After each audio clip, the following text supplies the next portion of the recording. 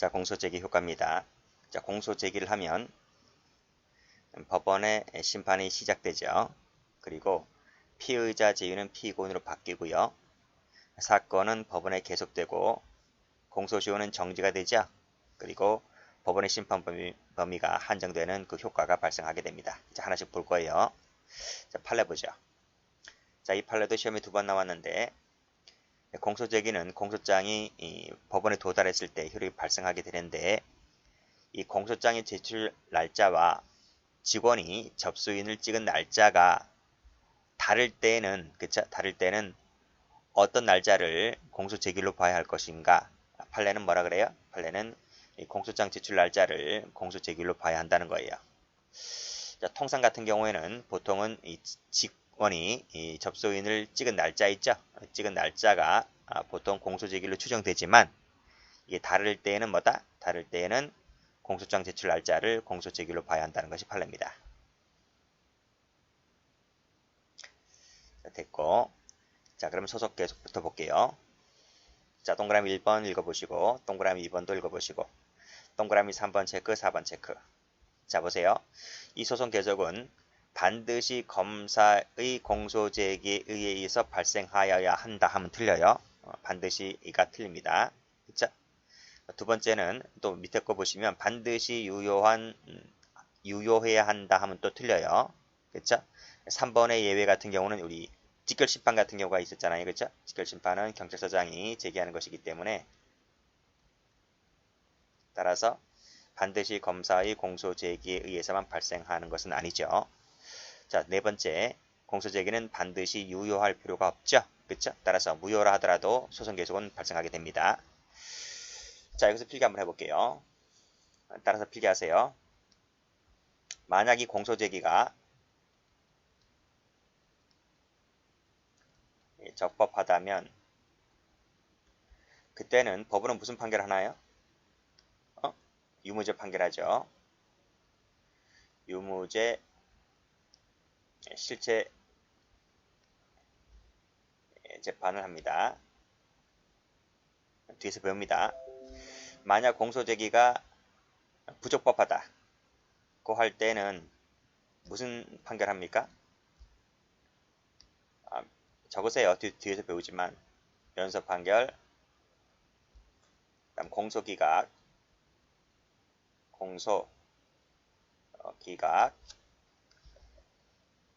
그 다음에 관할 위반의 형식 재판하죠. 그쵸? 그래서 여기서 보듯이 공소제기가 적법하면 유무죄 실체 판결하면 되는 거고 부적법하다면 면소 판결 등 형식 재판하면 되는 것이기 때문에 공소제기는 반드시 유효해야 한다 하면 틀려요. 자, 됐고 효과를 볼게요. 자, 적극적 효과는 읽어보시면 되고요. 소극적 효과가 시험 나오는데 공소제기가 있다면 동일 사건에 대하여 다시 공소를 제기할 수 없는데 이를 이중기소 금지라고 합니다. 자, 1번 체크, 2번 체크. 자, 1번, 2번은 저 뒤에 아주 출제가 잘 돼요. 실제로도 여러 번 됐었고, 자, 동일법원에 동자 동그라미 쳐보세요. 이중기소가 되었다면 법원은 나중에 제기된 소유 있죠? 이 후소에 대해서 무슨 판결 때린다? 공소기각 판결 때린다. 판자 동그라미 쳐보세요. 자, 색깔 다른 걸 하시고 만약 수개의 법원에 이중기소가 되었잖아요. 그랬을 때는 법원은 심판할 수 없게 된 법원은 무슨 판결 때린다? 공소기각 결정 때립니다. 결정. 그래서 이 판결과 결정을 바꾸면 틀려요. 색깔 칠하세요. 자세한 것은 저 뒤에 판결할 때 거기서 배우니까 일단은 이렇게 색깔만 칠해두세요. 시험 여러 번 나왔어요. 승진에서도 2번 나왔고 일반 경찰에서도 나왔고 그래요. 자, 그 다음 자, 공소시효 정지를 봅니다. 자, 이것은 법조문도 출제가 잘 되죠. 그쵸? 1항 체크하시고 1항 체크하시고. 자, 시효는 공소제기로 인해서 정지가 됩니다. 정지가 되는데 자, 공소기각, 관할 위반 밑줄 그어보세요. 공소기각 관할 위반은 재판이 확정된 때부터 진행이 됩니다. 적었어요? 적었어요? 자, 여기다 CF 하시고. 앞에서 판결이 어떤 재판이 있다 그랬어요? 여기서. 유무죄 실체 재판이 있고, 면소 공소기각 관할 위반의 형식 재판이 있다 했잖아요. 그치? 자, 그럼 봐봐요. 지금 방금 여기서 법조문에서 보면 공소기각 관할 위반 있잖아요. 그쵸? 그쵸? 이 공소기각 관할 위반은 기판력이라는 게 없어요. 없다. 자, CF 하시고 유무죄의 실체 재판 있죠? 그쵸? 그리고 형식 재판 중에서 면소 판결이 있어요. 면소 판결.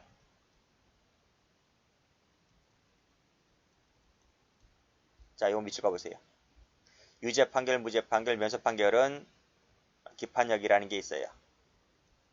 그래서 일사부재리 효과가 있는 겁니다. 여기는 이런 판결이 나잖아요. 그러면 이 기판력이 발생하기 때문에 그때는 공소시효가 다시 진행이 되지 않아요. 진행이 되지 않지만 공소기각 관할 위반은 기판력이 없기 때문에 공소시효가 다시 진행된단 말이에요. 공소시효가 다시 진행되어서 언제부터 진행된다고요? 재판이 확정된 때부터. 그때부터 다시 진행되는 거예요. 됐나요?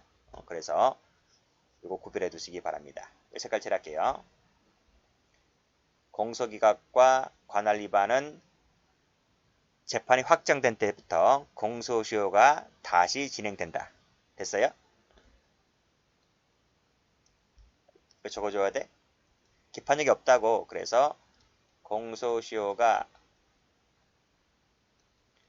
다시 진행된다고. 근데 언제부터 진행된다고?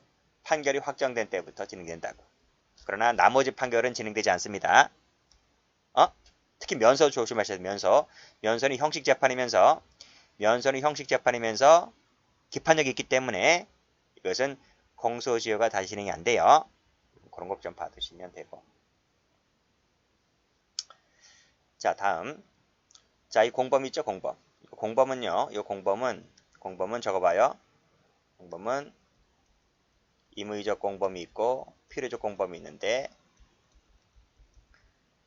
임의적, 필요적 공범 불문입니다. 불문. 어떤 경우는 뭐 임의적만 되는 것도 있고 필요적만 되는 것도 있어요. 그러니까 지금은 여기서 말하는 공범이라고 하는 것은 그런 거 가리지 않습니다. 자, 공범의 일인에 대한 전항의 시효 정지는 다른 공범자에게 미친다 안 미친대요. 미친다는 거예요. 미치고 당해 사건의 재판이 확정된 때부터 다시 진행되는 겁니다. 됐고, 이건 자세한 것은 뒤에서 다시 배웁니다. 정지는 뒤에서 다시 배워요. 일단은 조문 한번 봐두시고요. 자, 판례 중요합니다. 판례 체크하시고. 여기서 뭐라 그랬어요? 시효는 공소제기로 정지가 되고 공범 1인에 대한 시효 정지는 다른 자에게도 미친다 했잖아요. 그치? 자, 그러면 봐봐요. 공범의 1인으로 기소된 자가 그랬어요. 책임 조각을 이유로 무죄가 되는 경우와는 달리 파란색으로 범죄 증명이 없다 세모 쳐봐요. 없다면 봐봐요. 공범이 아니. 공범이 예 아니. 공범이 될 것 같아 안 될 것 같아. 자, 우리 형법 시간에 배우잖아요. 공범이 되려면 공범의 요건을 갖추려고 한다면 범죄 성립 요건 중에서 구성 요건 해당성 플러스 위법성 플러스 책임 중에서 이 세 가지를 모두 구비하면 범죄가 성립된다 했잖아요. 근데 공범이라고 하는 것은 이 두 가지만 갖추면 되는 거예요. 이건 필요 없단 말이죠. 이걸 행위라고 하잖아요. 책임은 행위자잖아요. 그치? 위법행위란 말입니다. 위법행위를 같이 하면 공범이 성립하게 되는 거예요. 근데 범죄의 증명이 없다는 것은 구성요건 해당성을 갖추지 못한 거잖아요. 그럼 공범이 돼야 안 돼요? 공범이 안 되죠. 그치? 왜? 구성요건 해당성을 못 갖췄으니까. 따라서 범죄 증명이 없다는 이유로 이 친구가 무죄 판결 받아요. 그러면 당연히 공범이 아니죠. 공범이 아니라니까요. 공범이라고 볼 수가 없기 때문에 자, 봐봐요. 공범에 대한 정지는 다른 공범자에게 효력이 미친다 했잖아요. 공범이 1인에 대하여 시효정지 다른 자에게 미친다 했잖아요. 근데 얘는 공범이 아니라니까요. 그럼 이제 이 친구 범죄 증명이 없다고 본 친구는 공범이 아니니까 이 친구가 무죄 판결 받았다 하더라도 시효정지 효력이 있어 없어요? 없는 거지 당연히. 정지 효력이 없다. 왜? 이 사람 공범이 아니니까.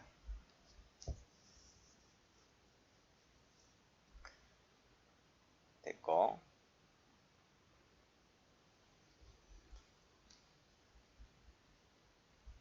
그리고 이렇게도 볼 수 있는 거예요. 여기서 제가 말했잖아요. 무죄 판결을 받게 되면 기판력이 발생하기 때문에 정지 효력이 없다. 따라서 여기서도 이거 무죄 나오죠? 무죄 세무 쳐봐요. 뭐 이렇게도 설명될 수 있는 거지. 그렇죠? 이 무죄 세무 쳐봐요. 무죄의 확정 판결을 받았다는 것은 기판력이 발생하기 때문에 시효정지 효력이 없다고요. 그렇지? 왜 정지 효력이 없다고요?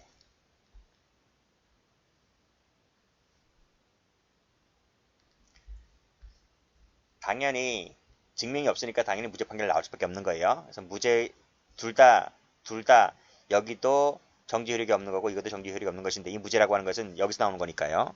증명이 없다는 것에서 바로 무죄가 나오는 것이기 때문에 제가 여기다 색깔 칠하는 겁니다. 출제가 잘 되는 판례입니다. 자, 그 다음 심판 범위 한정을 볼게요. 자, 불고 분리 원칙이죠? 무슨 말이야? 불고, 고에 바치지 아니하면 분리, 판단하지 않겠다는 말이에요. 판단할 이자죠. 그러니까 고에 바치지 아니하면 판단하지 않겠다. 즉 검사가 공소 제기한 것만 판단해 주겠다 이런 말입니다. 자, 보시면 법원은 검사가 공소를 제기한 것만 판단한다. 그렇죠? 검사 공소 제기가 없는 것은 판단하지 않겠다. 그렇죠? 따라서 검사 공소 제기는 법원의 심판 범위를 한정하는 의미를 갖는다. 이런 말입니다. 자, 밑에 판례. 법원의 심판 대상이 되는 것은 뭐라 그랬어요? 그래, 검사가 공소를 제기한 거. 그럼 검사가 공소를 제기한 건 뭐냐고? 자, 공소장에 기재된 거겠죠, 당연히. 공소장에 기재된 거 동그라미 1번. 그 다음, 예비적, 태결적 기재 할 수 있다 했죠? 임의적 기재사항으로. 그걸 적었다면 이것도 판단 대상이 되는 것이고, 또 소송 발전에 따라 추가 변경된 사실도 있다면 추가 변경이 뭔데? 공소장 변경, 그치? 그런 것처럼 이런 것들도 전부 다 공소장에 적혀져 있기 때문에 법원의 심판 대상이 되는 겁니다. 자, 그런 것이고 여기까지죠. 그리고 마지막 줄 보시면 중간 줄 보시면 현실적 심판 대상이 되지 아니한 것. 이게 뭔데? 현실적 심판 대상이 되지 아니한 것. 되지 아니한 것. 이걸 뭘 말하지? 이게 잠재적 심판 대상이야. 뒤에서 배우겠지만. 현실로라 그랬잖아, 그렇지? 현실로 심판 대상이 되지 아니했다는 사실은 잠재적 심판 대상이 된다는 얘기야. 그거는 이와 같은 사실을 인정하려면, 즉 법원의 심판 대상이 되는 것을 인정하려면 뭐를 필요로 한다? 공소장 변경을 필요로 한다. 이겁니다. 공소장 변경이라 요한다 했는데 뒤에서 배우겠지만 법원의 허가사항입니다. 법원의 허가를 받아서 공소장 변경하면 되는 거예요. 그러면 이 잠재적 심판 대상이 현실적 심판 대상으로 바뀌어요.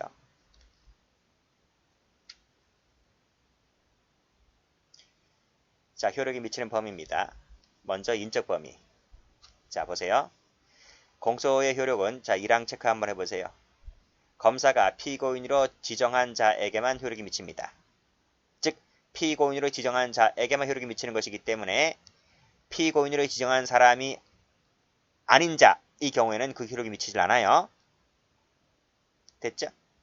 자, 이처럼 공소는 주관적 불가분의 원칙이 적용되지가 않습니다. 그 점에서 고소 불가분의 원칙과 좀 다른 거죠? 자, 2번 체크하시고 따라서 공소 제기 후에 진범이 발견되었다 하더라도 그치? 진범 나왔네요. 진범 세무 쳐봐요.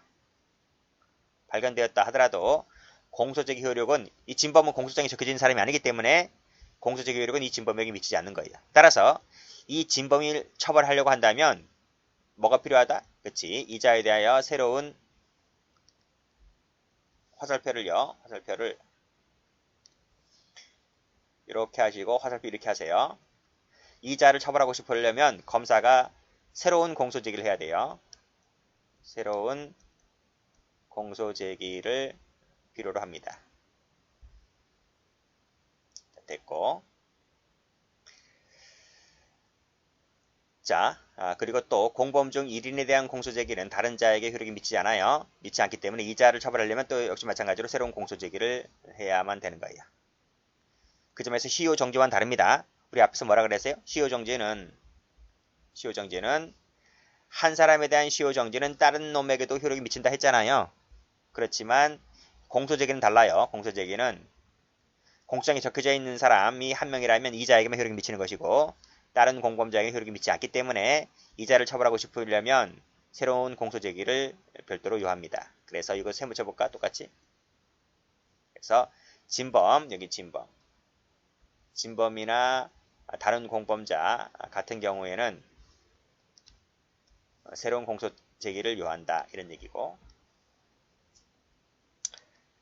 자, 다음 피고인 특정 나와 있지? 이건 저 뒤에서 따로 배웁니다. 별도로.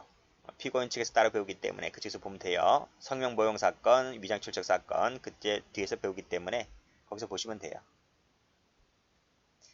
자세히 합니다. 자, 이 판례도 뒤에서 자세히 배웁니다. 그래서 다른 사람의 성명을 모용했다. 그래서 공소장에 피모용자가 피고인으로 출석되었다고 했을 때 이것은 잘못 기재한 거야. 그래서 표시를 정정하면 되는 겁니다. 정정사항이지 변경사항이 아닙니다. 정정, 글자를 바꾸면 돼. 지우개를 지워가지고 다시 바꿔 쓰면 돼. 그래서 모용자가 피용자가 되고 피모용자는 소장의 효력이 미치지 않습니다. 일단 이렇게 표시만 해두세요. 저 뒤에 가서 따로 설명할 테니까. 그래서 모용자를 불러다가 재판하면 되는 것이지 피모용자를 불러다가 재판할 것은 아니다. 이런 얘기입니다. 됐고, 자 다음 페이지 가볼게요. 물적 범위. 첫 번째 공소 불가분 볼게요. 자, 범죄 사실 일부에 대한 공소의 효력은 전부에 미칩니다. 전부 동그라미 치시고 이것을 공소 불가분의 원칙이라 합니다. 이 공소 불가분의 원칙은요. 자, 1번 체크, 2번 체크. 공소 사실의 단일성, 동일성이 인정되는 전부에 대해서 미쳐요. 여기서 단일성, 동일성이 인정된다는 말은 무슨 말인지 아세요? 이 말이 어렵잖아요, 이게. 그치? 이것이 하나의 사건이란 말이에요. 하나의 사건. 하나의 사건이라면 일부에 대한 공소 제기를 했다면 하더라도 사실 전체에 다 미쳐요. 여기서 하나의 사건이라고 하는 것은 그냥 단순 일제도 되는 거고 포괄일제, 과형상 일제 다 일제지? 일제잖아, 그치? 일제란 말이에요. 그래서 포괄일제, 과형상 일제의 일부에 대한 공소 제기는 전부에 미쳐요. 여기서 과형상 일제는 다른 말로 뭐라 한다 했어요? 상상적 경합이라고 했어요. 상상적 경합. 형법 시간에는 상상적 경합이란 말을 더 자주 쓰고 형소법에서는 과형상 일제라는 말을 더 자주 써요. 됐어요? 됐고. 이 포괄일제의 예가 어떤 것이 있는가 하면 뭐 형법 하시는 분들은 적지 마세요. 뭐가 있지? 상습범, 집합범, 그렇죠?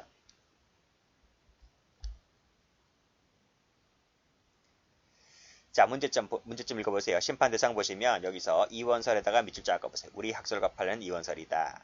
그게 무슨 말이냐면 잠재적 심판 대상과 현실적 심판 대상을 나눕니다. 나눈다는 말은 공소장에 적혀져 있는 것은 현실적 심판 대상이고 공소장에 적혀져 있지 않지만 공소사실과 단일성, 동일성이 인정되는 것이라면 이게 잠재적 심판 대상이라는 거야. 이게 무슨 뜻이냐면 이 뜻입니다. 갑이라는 친구가 상습 사기를 저질렀어요. 포괄일제죠. 그치? 그래서 A라는 죄 아니지. 이렇게 적지 말고 상습 사기를 한다 했으니까 사기 한 번 했고 두 번 했고 세 번 했고 이렇게 할게요. 그치? 그런데 요 사기 완투는 공소장에 기재됐어요. 범죄를 밝혀냈다는 거죠. 수사관들이 공소장에 기재가 됐어요. 그런데 요 3번은 사기 세 번째 친 거, 이거는 공소장에 기재가 되지 않았어요. 즉 못 밝혀냈다는 거예요. 않았단 말이에요. 여기서 이 공소장이 기재된 부분을 뭐라 하냐면 이것을 현실적 심판 대상이 돼요. 심판 대상이 된다. 그쵸? 그러나 공소장에 기재되지 아니한 부분은 현실적 심판 대상이 되지 않고 공소장에 빠져있으니까 그쵸? 그때는 잠재적 심판 대상이 돼요.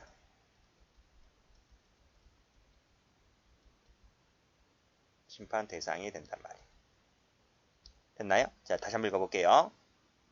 자, 공소장에 적혀져 있는 것은 현실적 대상이 되고 공소장에 적혀져 있지 않지만 단일성, 동일성이 인정되는 것이라면 잠재적 심판 대상이 된단 말이에요.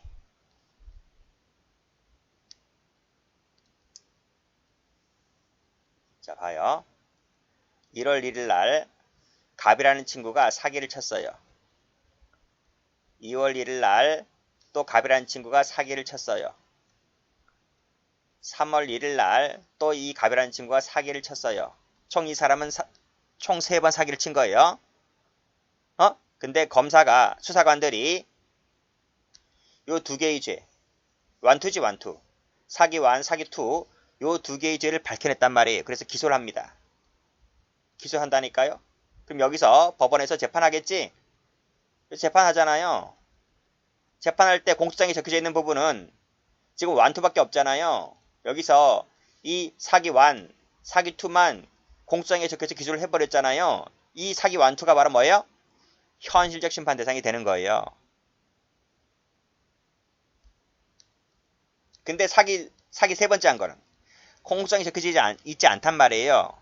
이거 영원히 못 밝혀내면 이거 판단 못 해요. 근데 재판이 진행되는 도중에 이게 판단이 밝혀지게 되면 그때는 공소장 변경을 해서 공소장이 추가되는 거지. 그러니까 이 사기 이 세 번째 저지른 것은 갑이 저지른 건 맞아요. 숨어 있단 말이에요. 그러니까 잠재적이란 말이에요. 잠재적. 조만간 밝혀지면 공소장에 곧 실릴 만한 잠재성을 갖고 있는 거예요. 근데 아직 못 밝혀냈단 말이에요. 자, 만약에 사기 완투에 대해서만 기소했고 재판이 선고됐다고 칠게요. 선고됐어요. 선고되면 확정되면 여기서 기판력이 발생하게 되잖아요. 확정이 되면. 그쵸? 근데 아직까지는 사기 세 번째가 밝혀지지 않았어요. 근데 재판이 확정되고 난 이후에 1년 있다, 2년 있다가 이 마지막 세 번째가 밝혀진 거예요. 이게 밝혀진 거예요. 이것이 밝혀진 거예요. 혐의점이. 어떻게 밝혀졌어? 지금 깜빵 가 있는 그 갑이라는 놈 한 짓이잖아요. 그치? 그러면 깜빵에 가 있는 복역하고 있는 이 갑을 찾아와요. 경찰이 찾아온단 말이에요. 야, 너 저기서 3월 1일날 사기친 건 네가 했지? 라고 밝혀내게 되면 이때 검사가 추가로 기소하잖아요. 추가로 기소해버리잖아요. 그러면 이 여기서 기소할 때 재판은 이 법관은 재판할 때 이 면소 판결을 한단 말이에요. 왜 면소 판결을 할까요? 이 사기로 기소할 때 이 사기를 기소할 때 단순 사기가 아니고 상습 사기로 기소를 했다면 상습범으로 기소를 했다면 여기서 말하는 기판력이라고 하는 것은 그 과거에 동종의 사기를 저질렀던 모든 죄에 대해서 기판력이 미쳐요. 그래서 이 세 번째 사기에 대해서 비록 추가 기소했다 하더라도 이 세 번째 사기죄에 대해서도 기판력이 미치기 때문에 따라서 이걸 추가 기소했다 하더라도 법원은 판결하지 않는 거예요. 그래서 명시성 판결을 때리고 사건을 종결시켜버리고 맙니다. 됐나요? 그래서 이런 얘기 나오는 거예요. 여기서 보시면 기판력이라고 하는 것은 공소장에 기재된 현실적 심판 대상이 되는 것뿐만 아니라 동일성이 인정되는 잠재적 범위까지 다 포함되는 거예요. 그래서 이 세 번째 판례도 이 세 번째 사기죄도 추가 기소했다 하더라도 여기서 실체 판결 때리는 것이 아니라 면소 판결 때리고 끝나는 거예요. 그래서 기판력이라고 하는 것은 현실적 뿐만 아니라 잠재적과까지 다 미치는 거예요. 기판력이라고 하는 것은. 그리고 여기서 만약에 여기서 재판이 끝났다고 했잖아요. 근데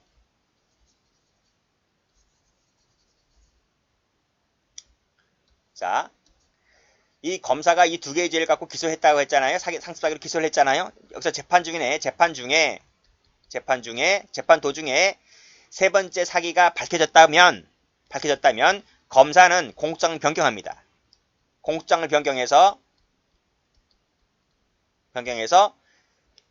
변경하면 판사 허가를 요한다 했어요. 변경을 해서 이 세 번째 세 번째 사기를 공소장에 추가시키는 거예요. 추가시켜서 심판받게 하면 된다는 거지. 그래서 여기 보시면 동그라미 1번 공소 사실과 동일성이 인정되는 사실도 공소장 변경을 통해서 법원의 현실적 심판 대상에 오른다. 됐나요? 그런 얘기고. 결국 세 번째, 공소제기의 물적 범위라고 하는 것은 즉 공소불가분의 원칙의 효력 범위는 잠재적, 즉 기판적의 범위는 잠재적 범위에 일치하죠.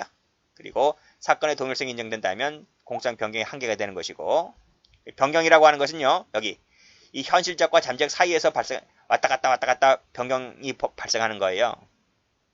하나의 사건에서 사건의 동일성이 인정되는, 즉 현실적과 잠재적 사이에서 공소장 변경이 되는 것이기 때문에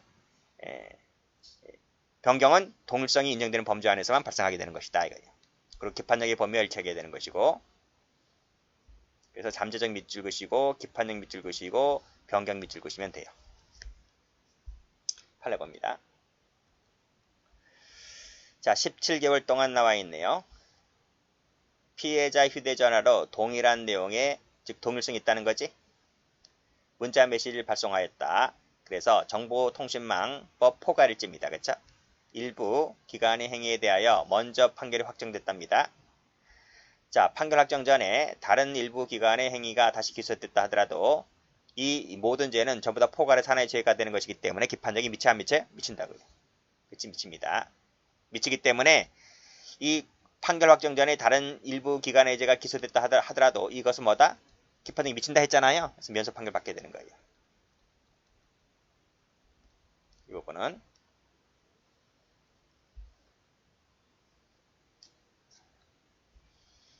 다음 페이지, 일죄의 일부에 대한 공소제기를 볼게요.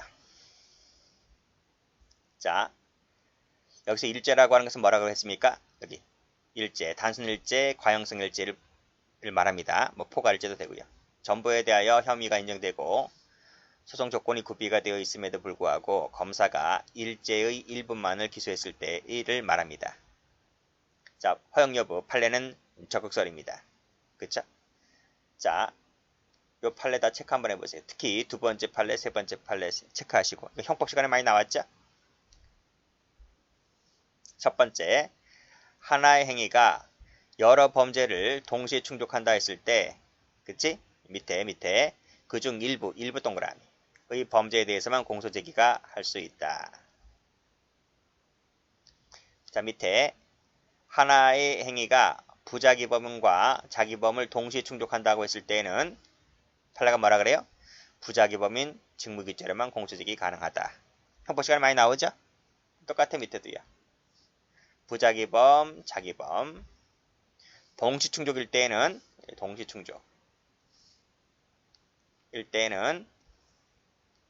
검사가 재량에 따라서 부자기범으로만 공소제기할 수가 있다. 자, 일부 기소 효력입니다. 공소제기 효력은 전부에 미치는 거 받고, 기판적 이중기소도 전부에 미치는 거 받고. 자, 그 밑에 친고죄 일부 기소. 자, 친고죄에서 고소가 없거나 고소가 취소됐을 때 일부만을 공소제기하는 것이 허용되느냐? 안 됩니다. 안 돼요. 안 돼. 그래서 판례는 공소에 판결 때린다 이 말입니다. 인데 이 판례 한번 체크해 보세요. 이 판례는 과거에 무지 잘 나왔던 판례인데 이 판례가 최근에 안 나오죠? 그 이유가 여기 밑에 각주 때문에 그래. 2012년도에 형법이 개정됩니다. 그래서 강간죄나 추행죄가 친고죄 기준을 삭제해버립니다. 그래서 이 판례는 더 이상 의미가 없어. 그래서 지금은 거의 출제가 안 되는데 옛날에는 무지 출제가 많이 됐던 판례입니다. 근데 이 판례만큼 좋은 사례가 없어. 그래서 지금 제가 설명드리는 것은 강간죄와 추행죄가 친고죄였던 것을 전제로 하여 설명드려 볼게요. 지금 친고죄가 몇 개 안 되잖아, 그쵸? 몇 개 안 되기 때문에 그 몇 개 안 되는 그 죄는 설명드릴 만한 게 별로 없어서 이 강간죄가 제일 적합하기 때문에 요거 한번 설명드려 볼게요. 자, 강간죄는 결합범이잖아요. 폭행 또는 협박 플러스 간음 이 결합된 결합범이잖아요. 근데 강간죄는 친고죄였다는 거예요. 친고죄. 친고죄였는데 여기 보시면 고소가 없어요. 피해자 측에서. 또는 고소를 했는데 합의를 봐. 돈 몇천만 원 건네주니까 여자가 돈 받고 합의를 고소를 취하해버려. 그러니까 강간죄는 처벌을 하지 못하는 거죠. 고소도 안 들어왔고 또 고소를 취소해버렸고. 근데 처벌하고 싶어. 그러니까 여기 폭행협박죄는 강간죄를 구성하는 폭행협박으로 이 폭행협박은 친고죄가 아니잖아요. 그러니까 피해자 측에 고소가 없어도 처벌할 수 있느냐 이 말이야.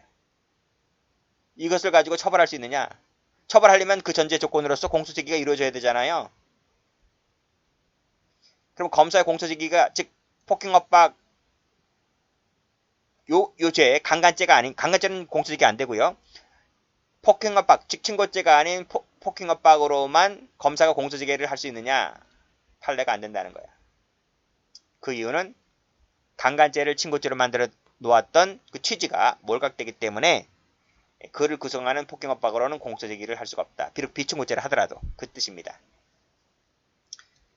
자, 그래서 가보시면 고소가 없거나 고소가 취소가 됐을 때 또는 고소기간이 경과됐을 때 경과된 후에 고소가 됐을 때를 또 들 수가 있겠죠. 그때는 당연히 강간죄로 공소제기 못합니다. 이때는 못합니다. 그 밑에 폭행협박죄 그치? 그를 구성하는 폭행협박죄로도 공소제기 할 수 있다 없다? 못합니다. 못합니다. 폭처법으로도 못합니다. 그쵸? 만약에 했다면 그럼에도 불구하고 폭행협박죄로 기소를 했다면 그건 법률 규정이 위반되어 무효이기 때문에 법원은 무슨 판결 때린다? 공소기각 판결 때립니다. 이거 좀 알아두시고 물론 강간죄가 친고죄 조항을 삭제했다더라도 전혀 출제가 된 적은 아니에요. 한두 번 그래도 출제가 되었기 때문에 이 판례 좀 봐두시면 돼요. 여기까지 하겠습니다.